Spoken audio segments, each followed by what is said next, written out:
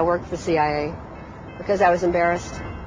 It's colored my life. It always will. It's like a shadow that falls over my life all the time. I still, if I say anything against them, I turn around wondering if I'm being followed.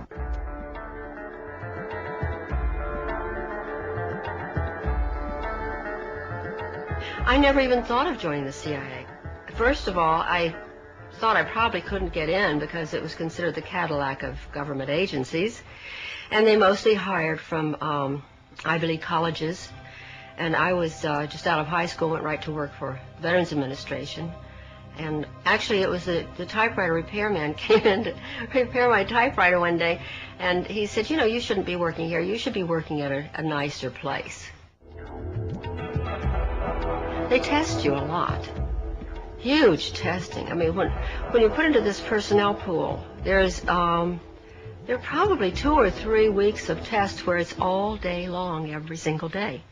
And there are IQ tests, there are personality tests. The questions that bothered me the most was when I took the polygraph test. And in the polygraph test, they ask you such incredibly personal questions. For instance, they asked me if I was a virgin.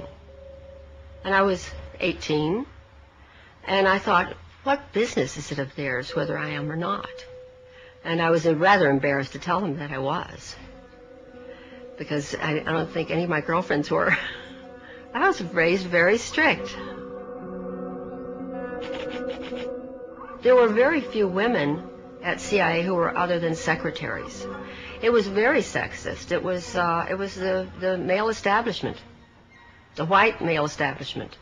I asked a couple of times why it was that there were no blacks there and why there were no gay people there, although they didn't call them gays in that time. In those days, I think they called them queers in those days. And they said because homosexuals could not be cleared because they could be blackmailed. They said that blacks couldn't be cleared because blacks just weren't, they were just still too primitive. They just weren't usually smart enough. And they didn't have the kind of background that white people had. I mean, I didn't think that much at the time because it was like sort of standard operating procedure. But when I think about it now, I'm really quite shocked how you probably would never get a job if you were black. I was assigned as a secretary in the audio surveillance division. They were experts on listening devices and hidden microphones and that sort of thing.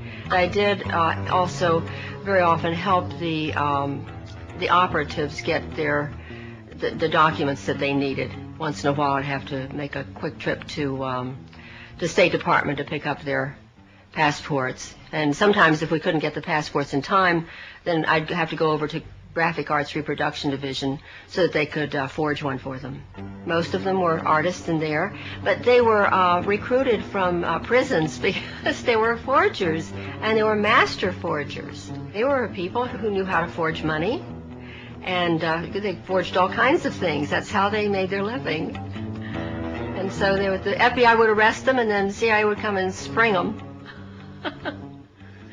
Then I went to technical services, where I was in charge of finding documents that you don't find in libraries, like where you put explosives on a bridge. Where's the best place to put an explosive on a bridge, and what kind of explosive do you have to get that goes underwater without it, destroying its effectiveness.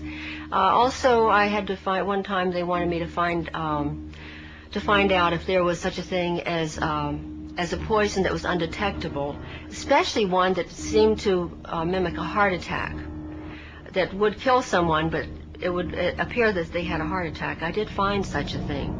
Does this pistol fire the dart? Yes, it does, Mr. Chairman, and a special one was developed which potentially would be able to enter the target without perception. The poison was frozen into some sort of dart, and then it was shot at very high speed into the person, so when it reached the person, it would melt inside them, and the only thing would be like one little tiny red dot on their body, which was hard to detect. There wouldn't be a needle left or anything like that in the person. Have you brought with you some of those devices which would have enabled the CIA to use this poison for, We have indeed. for killing people? The round thing at the top is obviously the sight. It works by electricity. There's a battery in the handle, and it fires a small dart. And the dart itself, when it strikes the target,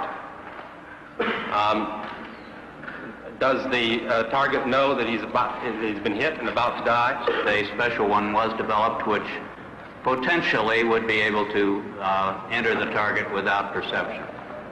As a murder instrument, that's about as efficient as you can get, isn't it? It is a weapon, a very serious weapon. But also the toxin itself would not appear in the autopsy? Yes, so that there was no way of perceiving that the target was him. I think the first time that I seriously questioned anything that was more than I just couldn't take it anymore was when I came across this document. It was eyes only, and it was to my boss, but he only had one hand and a hook in the other hand, so I always opened all of his mail and his packages and so forth. And this one, he wasn't in the office. I opened it and I read it. It said eyes only. I wanted to read it because I wasn't supposed to, probably. And it was a report about a mission where they had blown up a bridge in Asia somewhere, and they had killed a number of women and children who were on their way to market that morning. It was reported as though they were really proud, mission accomplished. That one bothered me a lot. When my boss came in, I gave him his mail and I mentioned this, and I said, "This is wrong.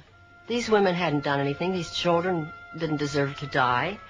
Why did we do that?" And he said, that's the fortunes of war. And I said, "But we're not at war. We're certainly not at war in that country. Why did we do that? I don't understand it."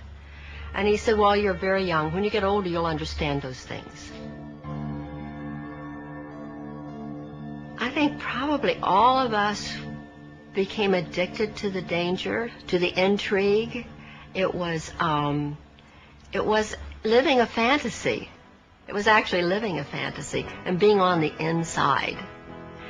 And it was very hard to leave, even though I felt that they did wrong, and I would never, ever work for an agency like that now, because I realized that it wasn't because I was a child or I was so young. It was because it was wrong. But at the time, it was really exciting.